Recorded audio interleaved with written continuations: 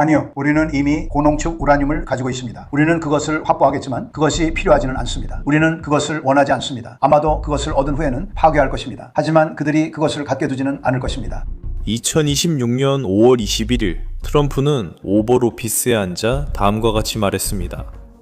우리는 이란이 그 우라늄을 갖게 두지 않을 것이며 우리가 그것을 가져와서 아마도 나중에 모두 파괴할 것입니다.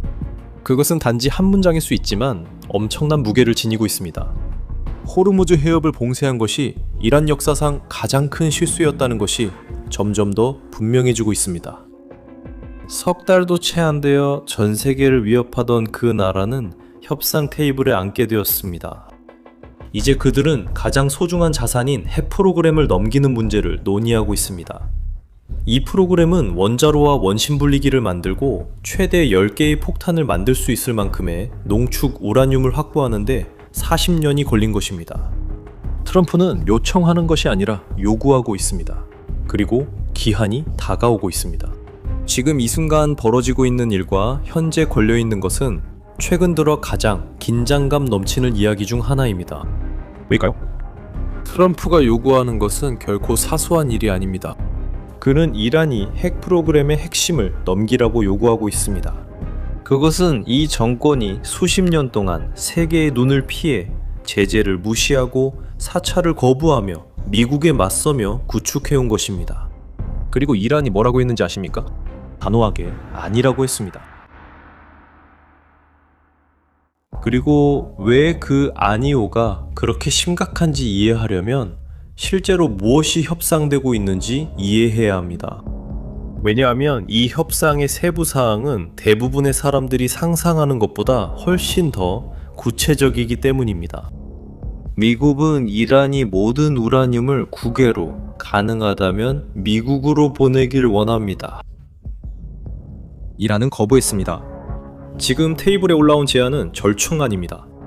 우라늄의 일부는 제3국으로 보내지고 일부는 국제 감시 하에 이란 내에서 희석됩니다. 바로 이 교착 상태 때문에 지난달 파키스탄에서 있었던 미국 부통령과 이란 간의 대화가 결렬됐습니다. 하지만 더 있습니다.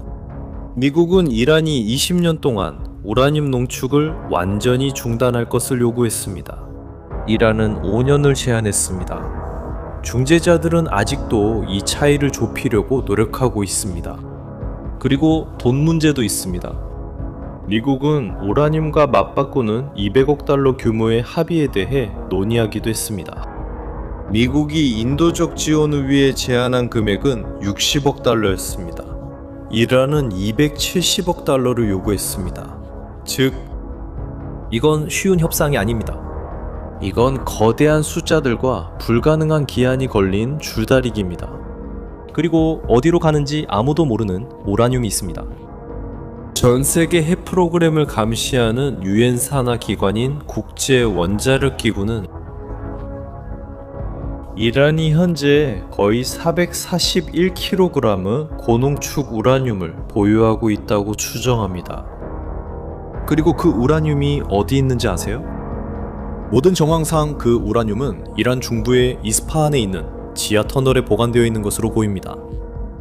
위성 카메라가 전쟁이 시작되기 전에 트럭들이 18개의 컨테이너를 싣고 그 터널로 들어가는 장면을 포착했습니다.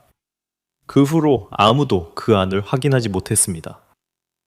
441kg은 추상적으로 들릴 수 있지만 이는 최대 10개의 도시를 파괴할 수 있는 충분한 물질입니다.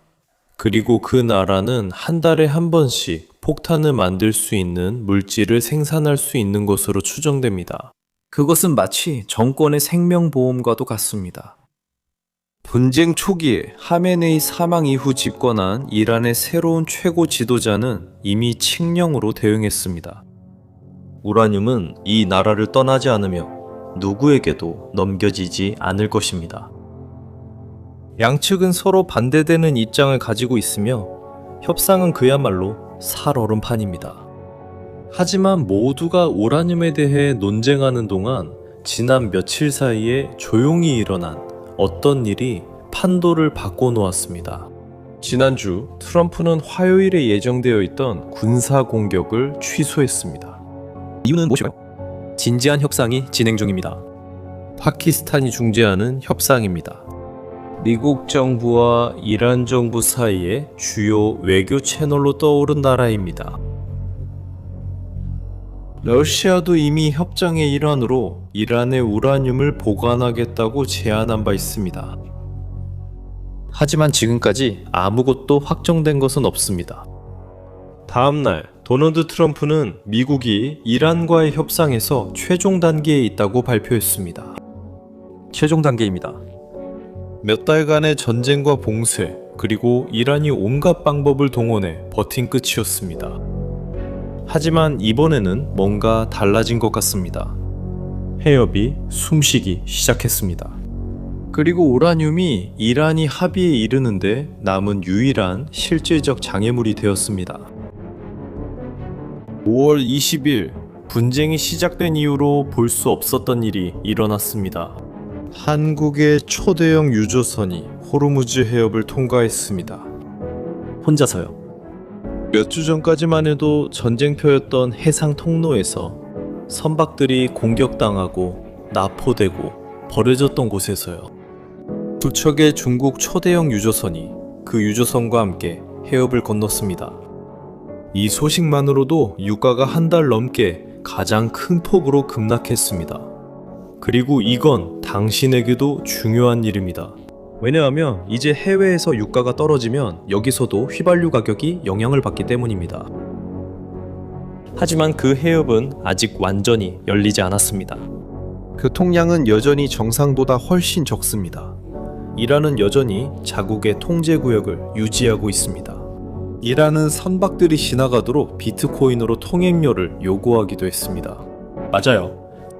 하지만 우라늄 문제는 여전히 답이 없습니다. 이제 많은 분들이 이런 순간에 궁금해하실 겁니다.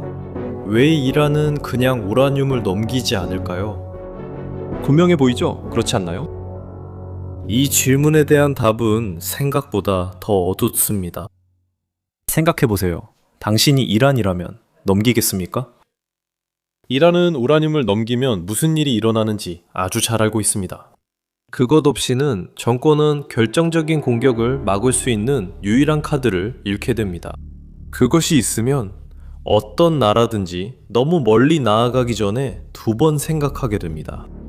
그리고 정권은 이런 입장을 유지할 아주 분명한 이유가 있습니다. 북한을 생각해보세요. 김정은은 핵폭탄을 만들었습니다. 그리고 지금까지 아무도 그를 건드리지 않았습니다. 이란은 이 교훈을 배웠습니다.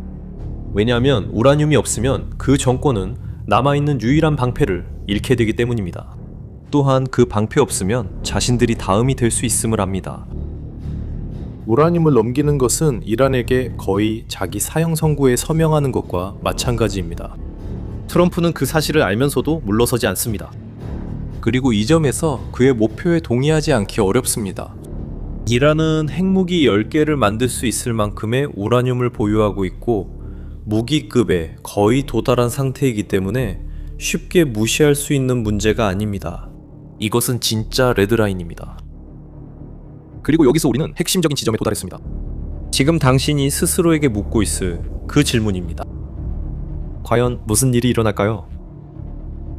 앞에는 두 가지 길이 있습니다. 첫 번째로 이란은 협상을 통해 해결책을 찾습니다. 우라늄의 일부를 넘깁니다. 국제적인 감시를 받아들입니다.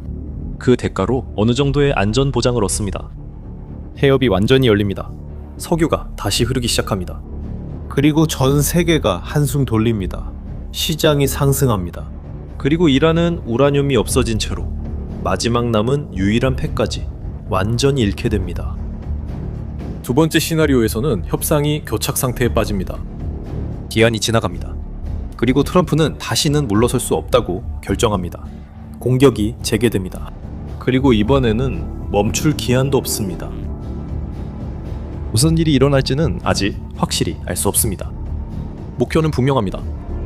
하지만 앞으로의 향방은 불확실합니다. 그리고 이란의 답변이 앞으로 며칠 안에 앞으로의 상황을 결정할 것입니다. 당신 생각에는 이란이 양보할 것 같습니까? 아니면 새로운 공격을 감수할까요? 댓글로 남겨주세요. 여러분의 생각이 궁금합니다. 그리고 이 내용이 여러분이 무슨 일이 일어나고 있는지 이해하는 데 도움이 되었다면 이걸 알아야 할 다른 사람과도 공유해 주세요. 다음 시간에 뵙겠습니다.